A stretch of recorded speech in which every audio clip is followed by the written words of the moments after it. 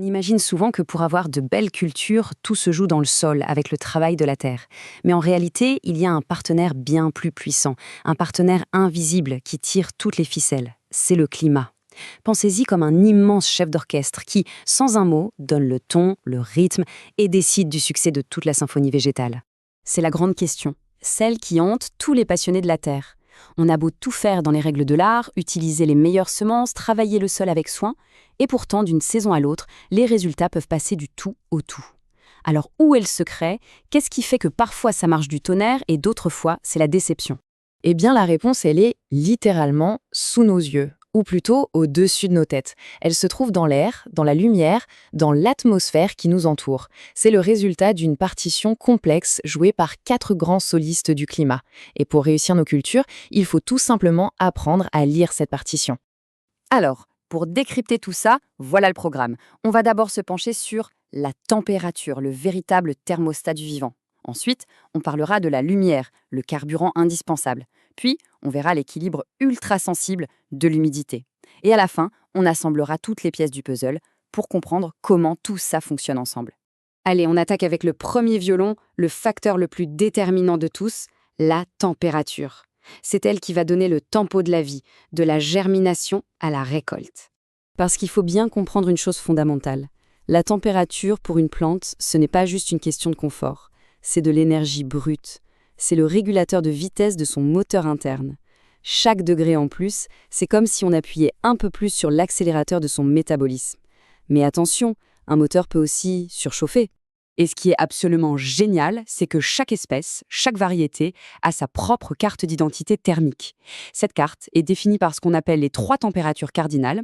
Ce sont 3 seuils qui balisent son existence, une limite basse, une limite haute, et entre les deux, sa zone de bonheur. Le premier seuil, c'est la température minimale de croissance. En dessous, la plante ne meurt pas forcément tout de suite, mais elle se met en mode pause. C'est une sorte de stase. Plus de croissance, plus d'absorption d'eau. Elle attend tout simplement que ça se réchauffe. Pour une graine, c'est ce qu'on appelle le zéro de germination, le point de départ absolu. Ensuite vient la température optimale. Ah, là, c'est le paradis pour la plante. C'est la plage de température où tout fonctionne à plein régime, où son rendement est maximal. La photosynthèse est à son apogée, la croissance est vigoureuse, la plante s'exprime pleinement. C'est dans cette zone qu'on obtient les plus belles récoltes. Et enfin, il y a la ligne rouge, la température maximale. Au-delà de ce seuil, la plante entre en état de stress intense. Son énergie n'est plus consacrée à la croissance, mais à la survie. Les protéines essentielles commencent à se dégrader, elle transpire à l'excès pour essayer de se refroidir, c'est la zone de danger. Pour bien comprendre, regardons 2 exemples extrêmes. La tomate, une vraie frileuse. En dessous de 10 degrés, ses racines sont comme anesthésiées. Même si le sol est humide, elle ne peut plus boire, c'est le stress hydrique paradoxal. Et à l'opposé, on a le chou, un vrai dur à cuire. Le gel ne lui fait absolument pas peur, il continue son petit bonhomme de chemin. 2 mondes différents. Et ce petit tableau, il vaut de l'or. Il résume tout.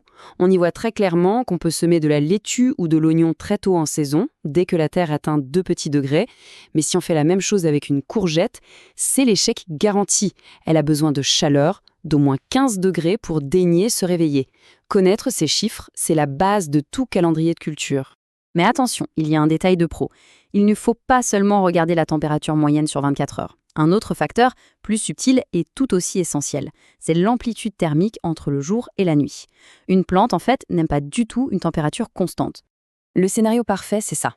Une différence d'environ 8 à 10 degrés entre le pic de la journée et le creux de la nuit. Mais pourquoi donc? C'est simple. Le jour, avec la lumière et la chaleur, la plante fabrique son énergie, ses sucres. La nuit, au frais, elle respire moins, donc elle brûle moins d'énergie. Elle peut alors utiliser les sucres produits pendant la journée de manière bien plus efficace pour construire ses tiges, ses feuilles, ses fruits. Ok, on a parlé du thermostat. Passons maintenant au deuxième musicien de l'orchestre, la lumière. Si la température donne le rythme, la lumière, c'est l'énergie, le carburant qui alimente toute la machine. C'est là que se produit le plus grand miracle du monde vivant, la photosynthèse. Chaque feuille est une usine solaire miniature d'une efficacité redoutable. Elle capte l'énergie des photons du soleil pour transformer le dioxyde de carbone de l'air en sucre. Et ces sucres, c'est le matériau de construction de base de toute la plante. Pas de lumière, pas de carburant. Pas de carburant, pas de croissance. C'est aussi simple que ça. Mais la lumière, ce n'est pas qu'un simple interrupteur on-off.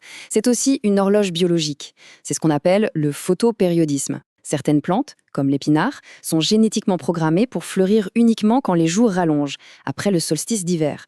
D'autres, comme le chrysanthème, attendent que les jours raccourcissent à l'automne. Et d'autres encore, comme la tomate, sont indifférentes. Comprendre ça, c'est savoir planter au bon moment pour favoriser la production de feuilles ou, au contraire, de fleurs et de fruits. On passe maintenant au troisième élément, un facteur tout en finesse, l'humidité de l'air. Avec elle, tout est une question de juste milieu. C'est un exercice d'équilibriste où le trop et le trop peu sont tous les deux problématiques. C'est un vrai dilemme. Quand l'air est trop sec, la plante est obligée de transpirer à outrance pour se rafraîchir. Elle perd son eau, se déshydrate et devient vulnérable à des ravageurs comme les acariens. Mais à l'inverse, si l'air est trop chargé en humidité, c'est un boulevard pour les maladies comme le mildiou ou la pourriture grise. En plus, dans une atmosphère saturée d'eau, le pollen devient pâteux, lourd et ne peut plus être transporté par le vent ou les insectes. Résultat, pas de pollinisation, pas de fruits. Le but du jeu, c'est donc de rester dans cette fourchette magique. Pour la grande majorité des plantes que l'on cultive, une humidité relative de l'air entre 70 et 80% représente le compromis idéal.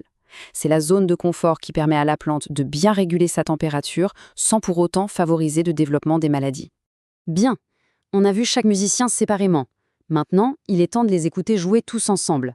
Car le vrai secret de la réussite, ce n'est pas de gérer chaque facteur dans son coin, mais de comprendre comment ils interagissent en permanence.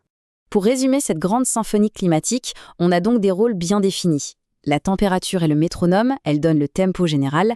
La lumière, c'est l'énergie qui fait vibrer tous les instruments. L'humidité, c'est l'acousticien de la salle, elle assure une ambiance saine pour que tout le monde joue juste. Et enfin, il y a le vent, un acteur discret mais essentiel qui brasse l'air, aide à la pollinisation et renforce même les plantes. Tout est lié. En fin de compte, réussir une culture, c'est avant tout être à l'écoute. C'est mener un dialogue constant avec notre environnement. Observer la température, la lumière, l'humidité, ce n'est pas juste de la technique. C'est apprendre le langage des plantes pour mieux comprendre leurs besoins et y répondre. C'est tout simplement dialoguer avec le vivant. Abonnez-vous à la chaîne pour plus de contenu. Merci d'avoir regardé.